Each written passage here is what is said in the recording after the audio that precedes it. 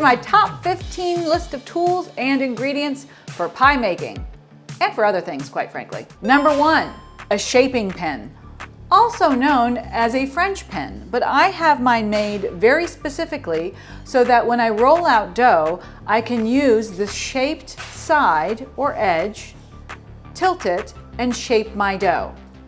What's so great about it is that whether I want it to be round, the shape of Florida, or a rectangle, I can always get the perfect shape with my shaping pin. I love it. I love you, shaping pin. Number 2, bench scrapers.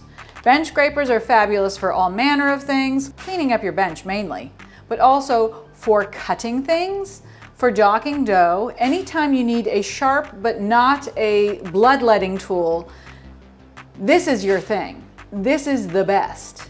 But it has a companion, which is number 3, is a bowl scraper. What the bench scraper can't do, the bowl scraper certainly can. Like a bench scraper, this can also cut things in a dull manner, scrape things from your bench, but it can also contour to a bowl and scrape every last bit out of it.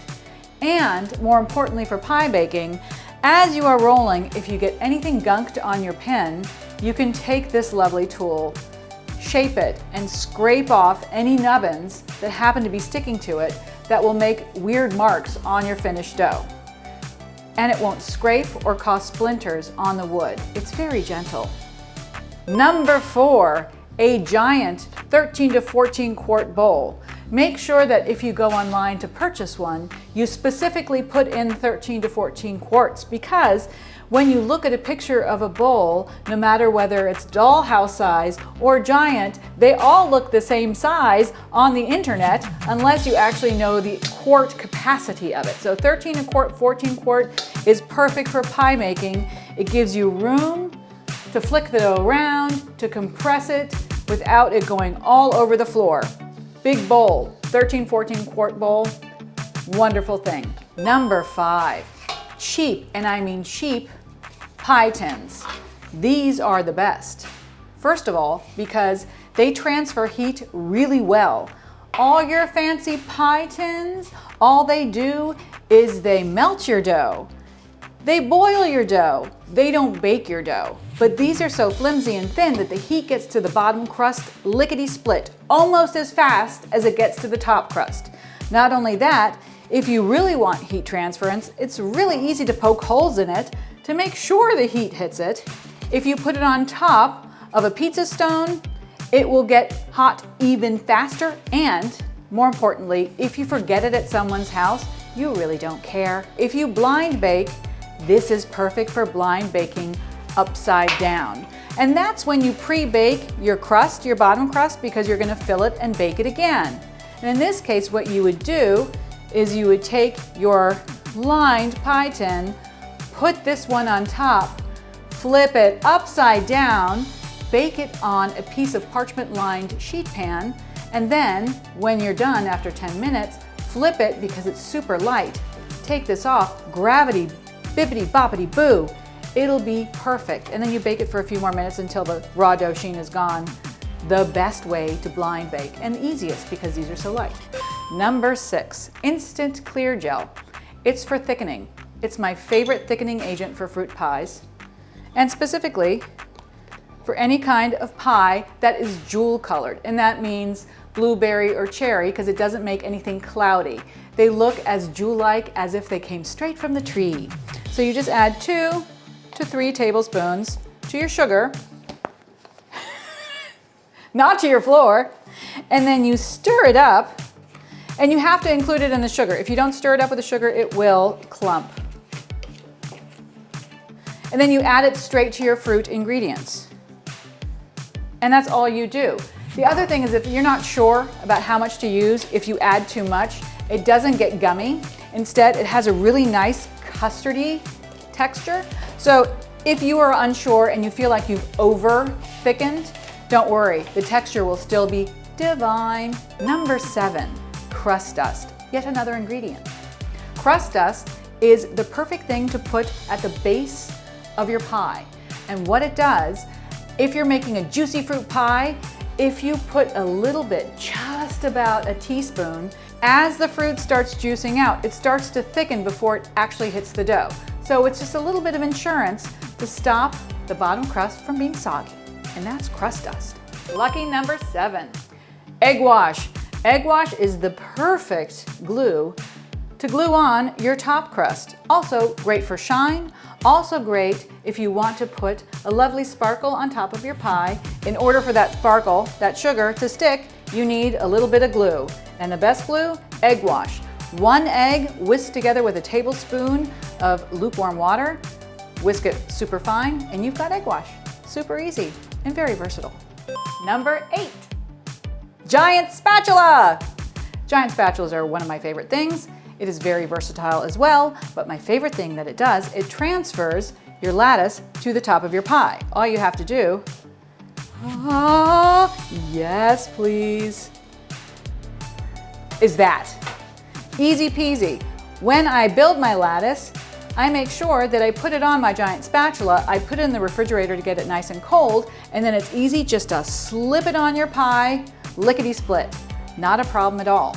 Also great for big cake layers, for transferring the big pie itself, or tarts to their boxes. Everyone needs a giant spatula. You need a giant spatula.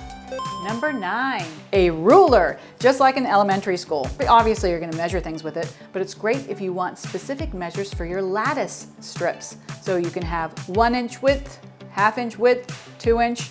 This will tell you, and you can mark them as you go along and have the perfect pieces of lattice every time. The ruler, it can't be beat. You need one in your life. Steal it from your kids' book bag.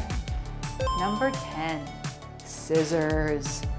Really sharp kitchen shears are perfect for cutting the edges of your dough, the edges of your lattice, the edges of your bangs, but don't use these for that.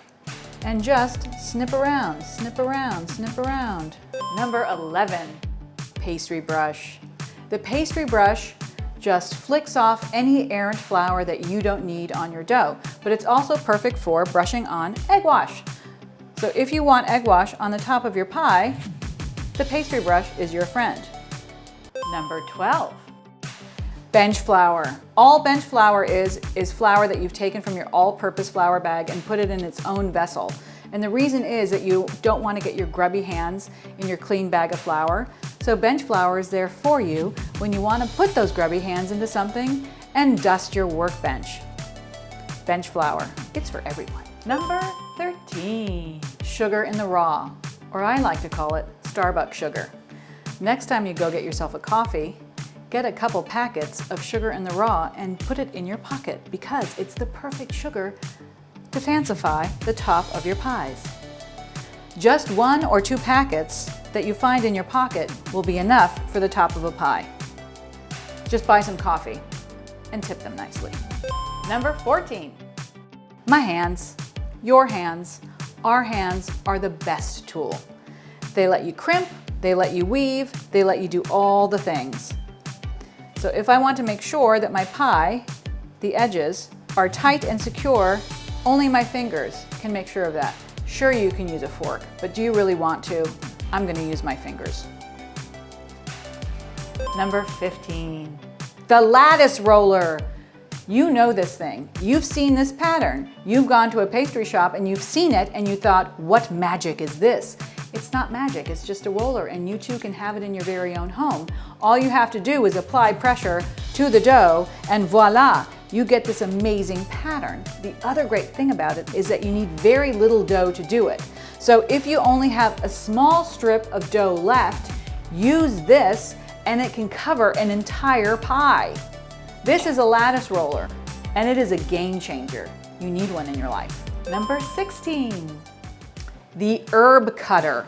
This is a useless tool used for its purpose, cutting herbs. It's just dumb. But if you use it to cut strips of dough to make braids and decorative things that go along the sides of a pie, then it is glorious because it makes incredibly long strips, very even depth strips that you don't have to worry about cutting along the length of your table with just a knife. You can use an herb cutter. This puppy is a great thing. Those were my favorite tools and ingredients for pie making. Everything from a shaping pen to a fancy lattice roller that in the end really isn't fancy at all. But if there's something that you use to make pies that you love that I didn't mention, comment below because I want to know. If you're interested in more in-depth classes, both in person and online, visit sugargliderkitchen.com. Hey, don't forget to punch down those like and subscribe buttons.